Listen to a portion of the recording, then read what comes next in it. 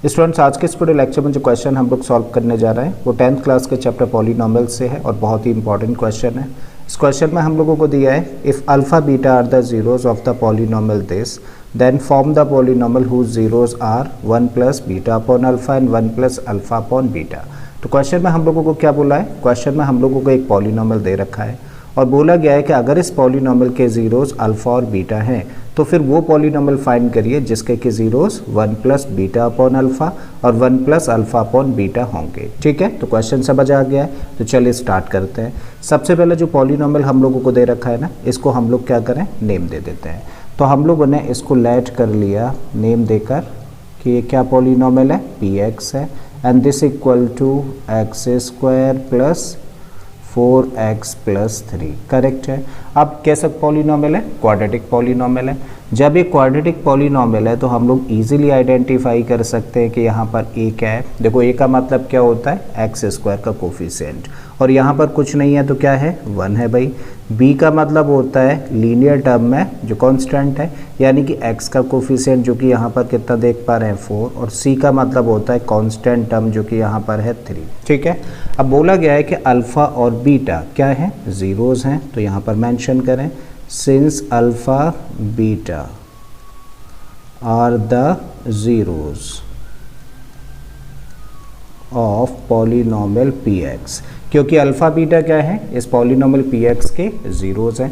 और जब भी कभी इस तरीके के क्वेश्चंस होते हैं अल्फ़ा बीटा से रिलेटेड तो दो चीज़ हम लोग हमेशा फाइंड कर लेते हैं। पहली चीज़ सम ऑफ ज़ीरोज़ और दूसरी चीज़ प्रोडक्ट ऑफ ज़ीरोज़। ठीक है, तो हम लोग क्या फाइंड कर सकते हैं, सम ऑफ ज़ीरोज़ यानी कि अल्फ़ा प्लस बीटा, और ये कैसे कैलकुलेट किया जाता है, माइनस बी अपॉन ए। अब जस्ट क्या करना है, वैल्यूज़ पुट कर दीजिए, माइनस का साइन है एज इट इज़ रखिए, और b कितना है इस केस में 4 है तो यहाँ पर रखा 4, a की वैल्यू है 1, तो बेटा कितना हो गया सिंप्लीफाई करके, देखो माइनस एज इट इज़ रखा, 4 को 1 से डिवाइड किया तो 4 ही आया। इसका मतलब अल्फ़ा प्लस बीटा की वैल्यू क्या निकल के आती है, माइनस का 4। वहीं जब हम लोग अल्फ़ा इंटू बीटा की वैल्यू निकालें तो ये किसके इक्वल होता है, ये होता है c अपॉन a के इक्वल, और c इस केस में कितना है, 3 है, तो भाई यहाँ पे रखा आप लोगों ने 3, a की जगह पे रखा 1, और फाइनली क्या निकल के आ गया 3। इसका मतलब प्रोडक्ट ऑफ ज़ीरोज़ क्या है, 3, और सम ऑफ ज़ीरोज़ है माइनस का 4। हमें क्या निकालना है, एक नया पॉलीनोमियल निकालना है जिसके कि ये ज़ीरोज़ हैं। अच्छा, आगे बढ़ने से पहले एक छोटा सा सिंपल से क्वेश्चन आप लोगों से पूछूंगा। सपोज़ करिए आपको बोल दिया जाए कि अगर अल्फ़ा बीटा किसी भी पॉलीनोमियल के ज़ीरोज़ हैं तो बताइए वो पॉलीनोमियल क्या होगा, क्वाड्रेटिक पॉलीनोमियल। तो भाई उसको निकालने का फॉर्मूला क्या होता है, आप लिखते हैं x square minus alpha plus beta into में एक्स प्लस अल्फ़ा बीटा। यही होता है ना पॉलीनोमियल निकालने का फॉर्मूला। इसका मतलब जब भी कभी हम लोगों को किसी भी पॉलीनोमियल के ज़ीरोज़ दे रखे होते हैं और हम लोगों को तब वो क्वाड्रेटिक पॉलीनोमियल फाइंड करना हो तो उस केस में हम लोगों को किसकी ज़रूरत पड़ती है, सम ऑफ ज़ीरोज़ और प्रोडक्ट ऑफ ज़ीरोज़ की। इसका मतलब जब हम लोगों को ये ज़ीरोज़ दे रखे हैं पॉलीनोमियल के, ठीक है, और वो पॉलीनोमियल फाइंड करना है तो दो चीज़ें फाइंड कर लेनी होंगी, कौन कौन सी, एक तो सम ऑफ ज़ीरोज़ और दूसरा प्रोडक्ट ऑफ ज़ीरोज़। ठीक है, उसके लिए हम लोग मान लेते हैं कि ये पहला ज़ीरो है और ये दूसरा ज़ीरो है, तो हम लोग यहाँ पर मेंशन करें फॉर द न्यू पॉलीनोमियल, यानी कि नए पॉलीनोमियल के कॉन्टेक्स्ट में अब हम लोग बात कर रहे हैं। फॉर द न्यू पॉलीनोमियल सम को अगर हम लोग एस से रिप्रेजेंट करते हैं तो कैसे कैलकुलेट किया जा सकता है, दोनों जीरोज़ को प्लस करके। तो प्लस कर दीजिए भाई, पहला जीरो है 1 प्लस बीटा अपॉन अल्फ़ा, जबकि दूसरा ज़ीरो क्या है, 1 प्लस अल्फ़ा अपॉन बीटा। ठीक है, अब देखो 1 और 1 कितना हो जाएगा, ये बन जाएगा 2, और यहाँ पे क्या बचेगा, देखो यहाँ बचा बीटा अपॉन अल्फ़ा और यहाँ से मिला हम लोगों को अल्फ़ा अपॉन बीटा। अब इसी को फर्दर हम लोग सिंप्लीफाई करें तो देखो 2 को तो एज इट इज़ रखो, और यहाँ पे क्योंकि दो नंबर्स हैं जो कि फ्रैक्शनल फॉर्म में तो क्या करना पड़ेगा, एलसीएम लेना पड़ेगा। चलिए ले लेते हैं, दोनों का एलसीएम क्या होगा, एलसीएम होगा अल्फ़ा बीटा। ठीक है भाई, अब अल्फ़ा यहाँ भी है, अल्फ़ा यहाँ भी है, तो एक्स्ट्रा फैक्टर क्या है, बीटा। तो बीटा का मल्टीप्लाई इसके न्यूमरेटर यानी कि बीटा के साथ करेंगे तो क्या मिलने वाला है हम लोगों को, बीटा स्क्वायर। बिल्कुल इसी तरीके से बीटा यहाँ भी है, बीटा यहाँ भी है, तो एक्स्ट्रा फैक्टर क्या है, अल्फ़ा। तो अल्फ़ा का मल्टीप्लाई इसके न्यूमरेटर यानी कि अल्फ़ा के साथ करेंगे तो मिलेगा हम लोगों लोगों को अल्फ़ा स्क्वायर। देखो क्या ये चेंज हो गया अल्फ़ा प्लस बीटा और अल्फ़ा इंटू बीटा के टर्म्स में? अभी भी कंप्लीट नहीं हुआ, ठीक है, कंप्लीटली अभी नहीं हुआ है। तो हम लोग क्या करें, इसको और सिंप्लीफाई करते हैं। 2 एज इट इज़ हम लोगों ने रखा, प्लस का साइन लगा दिया। अब इसको क्या लिख सकते हैं, हम लोग जानते हैं ये कैसी आइडेंटिटी लग रही है, A square plus B square, और A square plus B square की जगह पे क्या रख सकते हैं, ए प्लस बी का whole square minus 2ab। Correct है, बिल्कुल लगा देते हैं उस आइडेंटिटी को। तो इसकी जगह पे रख दिया हम लोगों ने अल्फ़ा प्लस बीटा का whole square minus 2 alpha beta, और अपॉन में क्या है, एज इट इज़ लिख दीजिए इसको अल्फ़ा बीटा को। और इस तरीके से देखिए हम लोगों ने इन सबको चेंज कर दिया किसके टर्म्स में, अल्फ़ा प्लस बीटा और अल्फ़ा इंटू बीटा के टर्म्स में। और क्यों चेंज किया, क्योंकि हम लोगों के पास अल्फ़ा प्लस बीटा या फिर अल्फ़ा इंटू बीटा की ही वैल्यू थी, ठीक है। क्या करना है, यहाँ से इन दोनों वैल्यूज़ को यहाँ पर पुट कर देना है। सो दिस इक्वल टू, देखो 2 एज इट इज़ हम लोगों ने रखा, प्लस का साइन लगाया।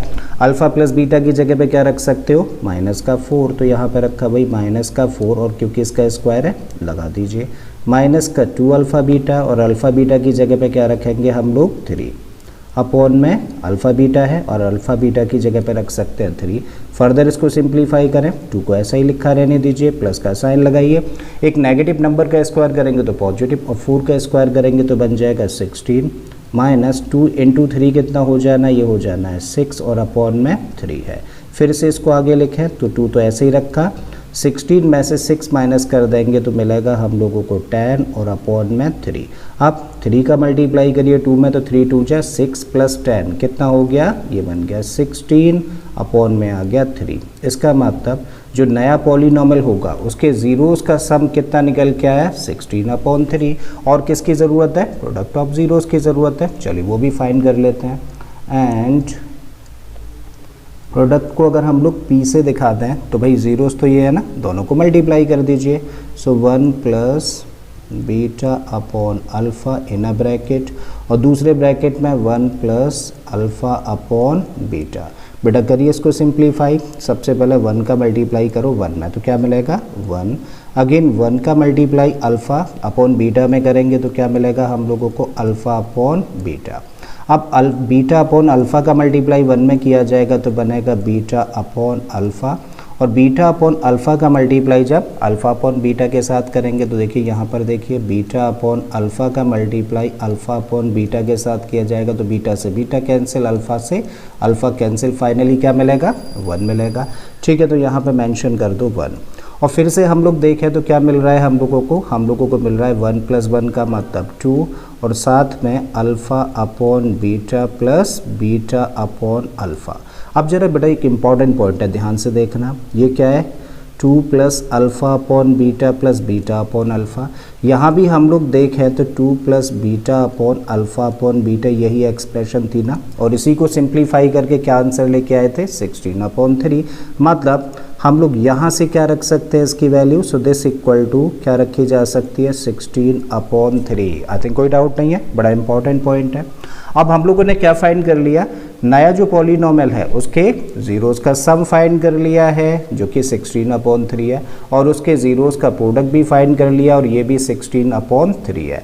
अब हम लोगों को फाइनली क्या फाइंड करना है, हम लोगों को फाइंड करना है पॉलीनोमियल, नया पॉलीनोमियल, ठीक है। तो अब हम लोग लिखते हैं therefore required polynomial. So required polynomial कैसे कैलकुलेट किया जा सकता है, x² minus sum of zeros into x plus product of zeros. तो हम लोग लिख सकते हैं this equal to x² minus sum of zeros into x plus product of zeros.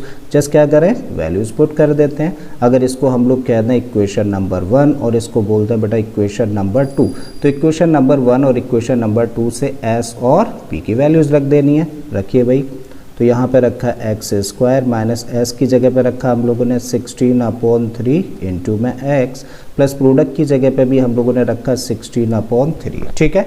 अब कभी भी किसी भी पॉलीनोमियल में अगर कभी भी कोई भी कांस्टेंट कॉमन आ जाता है तो फिर उसके ज़ीरोज़ पर कोई फ़र्क नहीं पड़ता। यानी कि अगर यहाँ पर हम लोगों को डिनोमिनेशन में क्या दिख रहा है, 3 दिख रहा है, तो हम लोग क्या कर सकते हैं, इस पॉलिनॉमियल को 3 से मल्टीप्लाई भी कर सकते हैं। वैसे तो ये भी आंसर हो सकता है, ये भी करेक्ट आंसर होगा, बट आप क्या करिए, इसको बेटर वे में अगर रिप्रेजेंट करना है तो क्या करिए, इसको 3 से मल्टीप्लाई कर दीजिए। सो हम लोग कह सकते हैं, और इसी को क्या लिख सकते हैं, 3 से मल्टीप्लाई किया तो इसको लिखा जा सकता है 3x² माइनस का 16x प्लस का 16, और ये हो जाता है हम लोगों का इस क्वेश्चन का आंसर। आप चाहे तो यहाँ भी छोड़ सकते हैं, ये भी एक करेक्ट आंसर होगा। ठीक है, तो आई होप स्टूडेंट्स के क्वेश्चन आप लोगों को अच्छे से समझ आ गया होगा। अगर ऐसा है तो प्लीज़ वीडियो को लाइक कर दें, चैनल को सब्सक्राइब कर लें, और बाकी के इसी तरीके के क्वेश्चन के लिए प्लेलिस्ट में चले जाइए। ऑलरेडी बहुत सारे क्वेश्चन मैंने इस तरीके के अपलोड किए हैं।